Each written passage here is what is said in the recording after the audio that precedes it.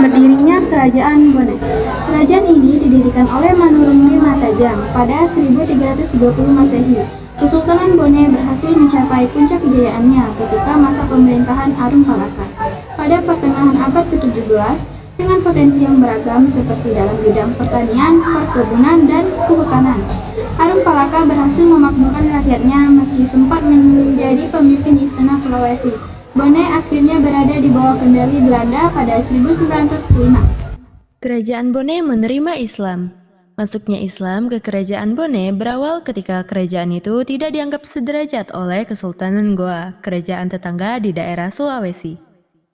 Kerajaan Bone baru akan dianggap setara apabila mau mengikuti Kesultanan Goa memeluk agama Islam. Pada awalnya, Raja Bone menolak persyaratan tersebut, sehingga timbul peperangan antara dua kerajaan.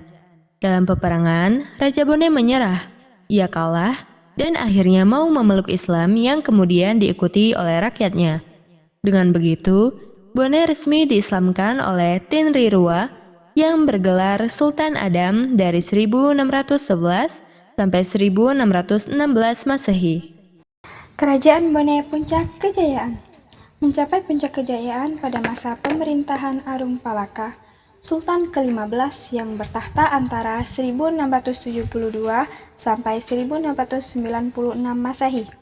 Di bawah kekuasaannya mampu memakmurkan rakyatnya dengan potensi yang beragam, seperti dalam bidang pertanian, perkebunan, dan kelautan.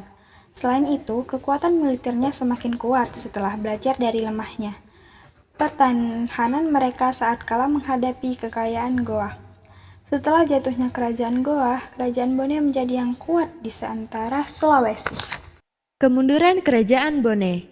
Kesultanan Bone mulai mengalami kemunduran setelah Sultan Ismail Muhtajuddin Raja ke-24 wafat pada 1823 Masehi. Kekuasaan dilanjutkan oleh Arungdata dari 1823 sampai 1835 Masehi. Arungdata berusaha merevisi perjanjian bergaya yang disepakati kerajaan Goatalo dan Vlc, hingga akhirnya memicu kemarahan Belanda. Belanda kemudian meluncurkan serangan hingga berhasil menduduki kerajaan Bone. Sementara Arungdata diasingkan dalam pengasingan. Arungdata masih berupaya menyerang, tetapi usahanya selalu dapat ditumpaskan pasukan Belanda. Mengenal Kerajaan Sopeng. Kerajaan Sopeng bermula dengan kedatangan Tom Manurungri Sekanyili, yaitu Late Mamala dan Wetenripupu Manurunge Riguri. Kemudian membentuk Kedatuan Sopeng Riaja dan Kedatuan Sopeng Rilau. Lalu para pemangku adat sepakat menikahkan mereka untuk menyatukan dua kerajaan mereka yang berbeda. Sebelumnya, Sopeng dipimpin oleh 60 matoa atau pemuka masyarakat yang berdiri sendiri dan aturannya hanya berlaku untuk sekelompoknya sendiri. Antara satu matoa dan matoa lainnya tidak tersinergi sehingga terjadi ketidakseimbangan kehidupan sosial masyarakat karena yang kuat menguasai yang lemah, atau istilah populernya dalam bahasa Bugis, Ciandre Baletue.